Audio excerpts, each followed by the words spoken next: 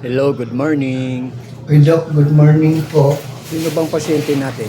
Ako po, Doc. O ano bang naramdaman mo, kuya? Kasi, Doc, sa bahay, nanood lang ako ng YouTube. Tapos, Bigla akong nahilo, tapos sumakit yung ulo ko. Nanikip yung dibdib ko. ano bang pinanood mo? Baka na may nakakatakot. Si Auntie Claire, Doc. Kaya pala, Nakakasakit pala ng ulo yun. hindi lang sakit ng ulo, masisiraan ka pa ng ulo nun. Anong iniinom mo gamot? Gamot, Doc. Ano po? Yung pampamanhid po ang ininom ko, Doc. Kaya nanikip siguro ang dibdib ko. Dapat betadine ang iniinom mo. Bakit yung pampamanhid iniinom mo? Para hindi na ako makakaramdam ng nakakatboysit talaga panoorin, Doc. Sa totoo lang. Huwag ka nang manood sa kanya. Manood ka na lang ng karton. Opo, Doc. May malala sa yung mangyayari pag hindi mo titigilan. Anong mangyayari sa akin nito, Doc?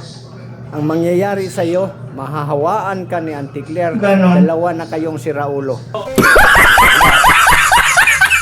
Huwag kang gamol.